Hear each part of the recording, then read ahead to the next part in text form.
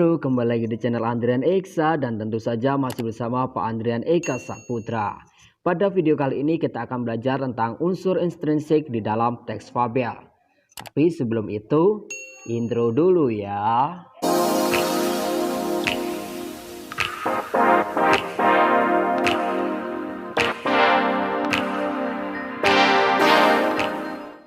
Unsur intrinsik merupakan unsur-unsur pembangun yang terkandung di dalam cerita. Unsur intrinsik itu di dalam teks fabel ada 8. Yang pertama tema, latar, tokoh, penokohan, kemudian ada alur, sudut pandang, amanat, dan juga majas. Mari kita pelajari satu persatu. Yang pertama adalah tema. Merupakan pokok pikiran atau inti permasalahan yang terkandung di dalam cerita. Yang kedua adalah latar, yang merupakan keterangan yang menjelaskan mengenai tempat, waktu, dan juga suasana di dalam teks fabel. Unsur nomor 3 adalah tokoh. Tokoh merupakan pemeran dalam suatu cerita. Nah, di dalam tokoh ini dibagi menjadi beberapa jenis. Mari kita lihat. Jenis yang pertama ini dibagi menjadi antara penting dan tidaknya tokoh itu, yaitu ada tokoh utama dan tokoh pendukung atau tambahan. Tokoh utama yaitu pemeran yang menjadi sumber permasalahan atau pemeran yang paling sering muncul di dalam cerita.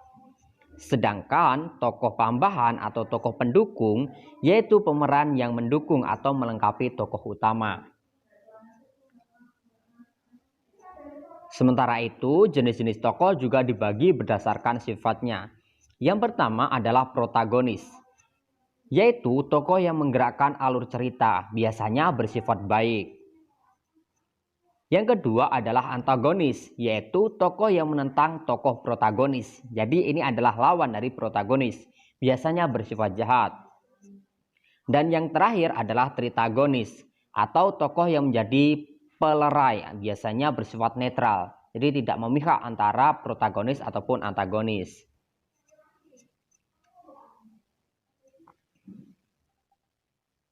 Selanjutnya adalah alur, yang merupakan urutan atau rangkaian kejadian di dalam cerita. Biasanya berisi pengenalan, pengembangan, perselisihan, rekonsiliasi, dan penyelesaian. Alur ini juga bisa kalian baca di dalam struktur teks fabel yang kita pelajari kemarin. Kalian bisa menontonnya melalui video sebelum ini ya. Alur dibagi menjadi 3. Yang pertama adalah alur maju. Alur maju adalah cerita yang dimulai dari pengenalan dan diakhiri dengan penyelesaian, lurus saja. Yang kedua adalah alur mundur. Berbeda dengan alur maju, alur ini dimulai dari penyelesaian, baru melakukan flashback atau kilas balik ke pengenalan. Dan yang terakhir adalah alur campuran, yaitu cerita yang dimulai dari klimaks atau puncak permasalahan, kemudian kilas balik flashback ke pengenalan, dan diakhiri dengan penyelesaian. Jadi di alur campuran ini alurnya maju mundur ya. Nah, unsur intrinsik yang selanjutnya adalah sudut pandang. Apa itu sudut pandang? Sudut pandang adalah bagaimana penulis menempatkan diri di dalam cerita.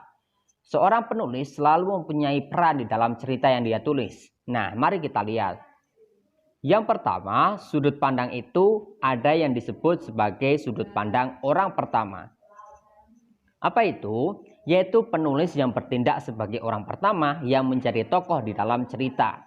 Nah, ini sangat gampang untuk ditandai, yaitu dengan adanya penggunaan kata aku di dalam narasi. Ingat ya, di dalam narasi, bukan di dalam dialog. Dan yang selanjutnya adalah orang ketiga, sudut pandang orang ketiga, yaitu penulis bertindak sebagai orang di luar cerita. Nah, ini berbeda dengan yang pertama tadi, ditandai dengan penggunaan kata ganti dia, ia, mereka, ataupun dengan menyebut nama tokoh.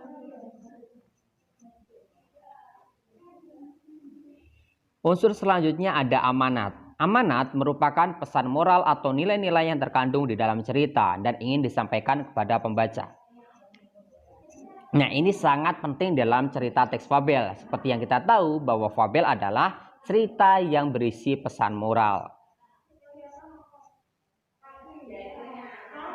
Unsur yang terakhir adalah majas. Apa itu majas? Majas merupakan gaya bahasa yang digunakan untuk menggambarkan sesuatu di dalam cerita. Nah, majas ini bisa kalian temukan di dalam teks fabel banyak sekali. Kenapa? Karena teks fabel itu isinya adalah cerita-cerita yang diperankan oleh tokoh binatang, tumbuhan maupun manusia yang itu di luar nalar kehidupan kita.